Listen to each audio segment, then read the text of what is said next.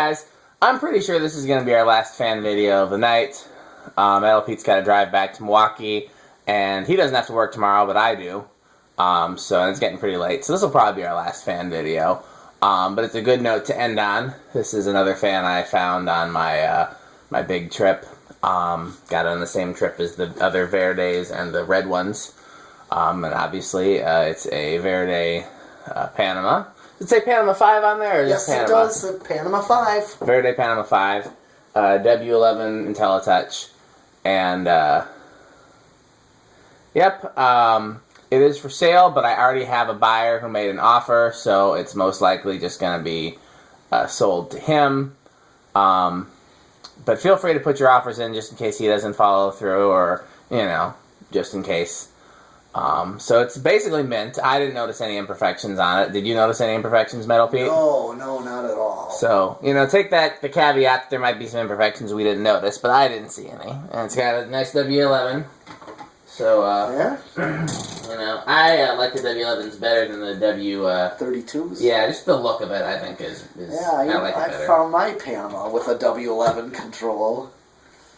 Yeah, I got a white and brass one with that one big light kit. Kind of a flat-looking light kit. Why is the amp meter so annoying? Stop being annoying, amp meter.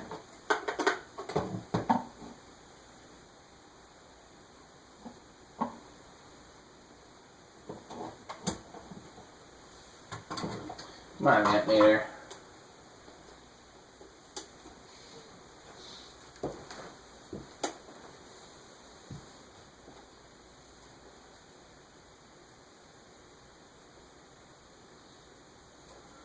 Amp meter's on the fritz. Looks like it's going to drop down to 0. No? Maybe not.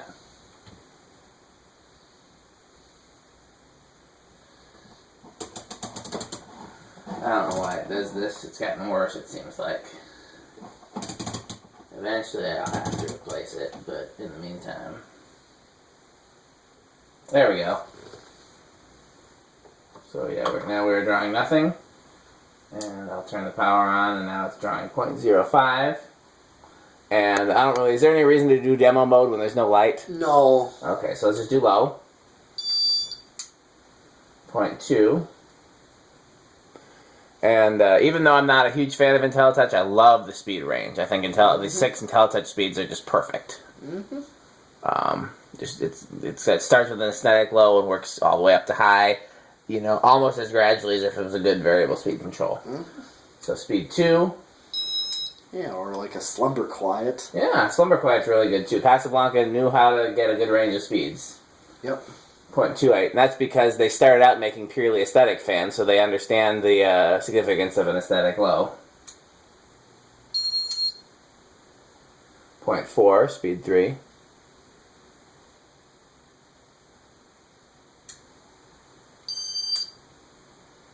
0.59, speed 4.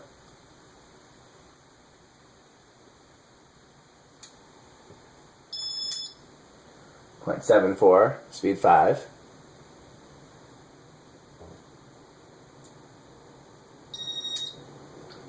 0.96, dropping 9.5, high, speed 6. Yeah. And of course we know what kind of air a K55 InteliTouch Casablanca moves. Good air. Yep. We'll just do. I'll let it spin down. Yep.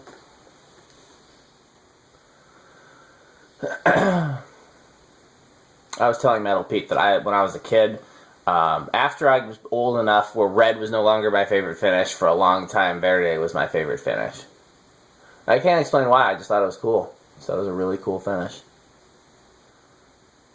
Now, I really have no use for it as an adult because my favorite fans don't come in it. There's no Verde, Terras, and Gold lines, and you know. So, but, you know, when I was a kid in the 90s, because I was still a kid for at least part of the 90s. Most of the, I mean, depending on your definition of kid, I was a kid for all the 90s? Let me do the math. Yeah, technically, I was a kid for the entire 90s. And so when I was looking in catalogs and stuff, you know, I couldn't pick out a Zephyr or a Terra in a catalog in the 90s, but I could pick out a Verde San Marino. Yeah, I liked a good Verde San Marino. Good spin down, good bearings in this. Runs perfect. Didn't need anything. No oil, no. Well, I've never had a failed capacitor in an InteliTouch Casablanca. I know other people have. I haven't had that privilege yet. Low, 0.2.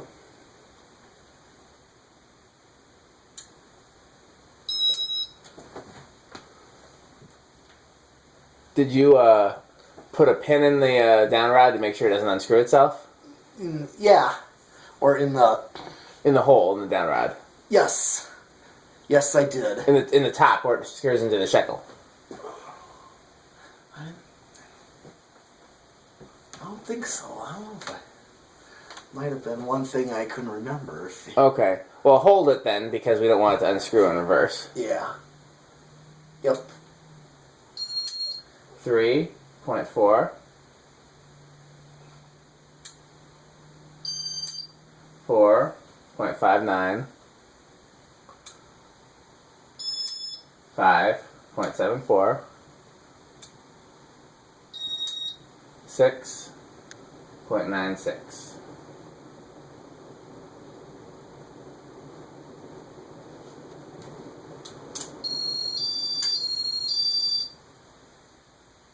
.96 is as high as it goes. You can let go now because it's gonna spin the other way. Okay. Yeah, so what I'll do when I'm using that shekel, because that shekel doesn't have like a set screw. Okay. What I'll do is if there's a hole in the down rod, I'll put like a long screw through the hole in the down rod, so if it unscrews itself, the screw will eventually stop it. If that makes sense. Otherwise, in reverse, it can unscrew itself and fall. Okay. And yeah, that's no good when that happens. So that was my 0 to high. I did a 0 to high from reverse. Yeah. So, yeah.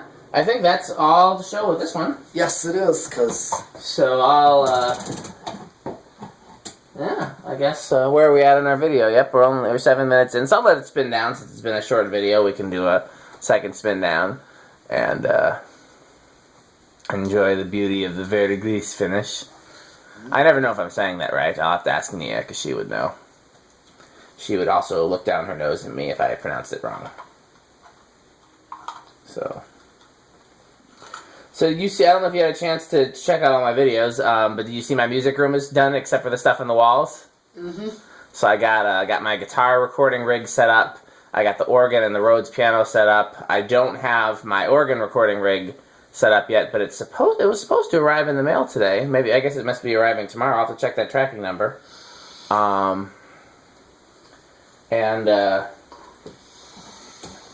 Yeah, only thing, my guitar tech's gonna find some, like, nice-looking guitars that are not worth playing to hang on the walls. Because I don't want to hang any of my guitars on the walls, because then they get dusty and the strings go bad quicker, and, you know, it's just not good for them to hang on the walls. But if he's got some ones that aren't worth playing, but still look nice, I can hang some guitars on the walls. And, the only thing missing is drums. Mm-hmm. Not really any room for a drum set in there, unfortunately. There would be if I took that chair out of there. You know, if I ever needed to do a rehearsal down there, I just move that chair into another room, I guess. Okay, well, I appreciate you guys sticking with us. It's been a long night. We've gotten a lot done. We'll have to do another shop day again soon because there's a ton more to do. There's such a huge backlog of fans. We got Fanimation. We got Fanimation coming up. So yeah, get your RSVPs in for the group trip. April 29th. It'll be a pretty chill group trip compared to the last few, because I've been so busy with moving and my new job and everything that I have not been pushing this one as hard. I've not been promoting it nearly as much as I normally would. But we got some first timers.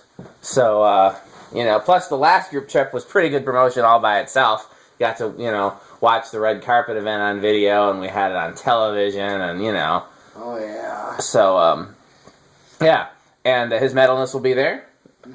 And, yeah, it's going to be a lot of fun. And then we got the summer one coming up, and that's gonna be huge. Yeah.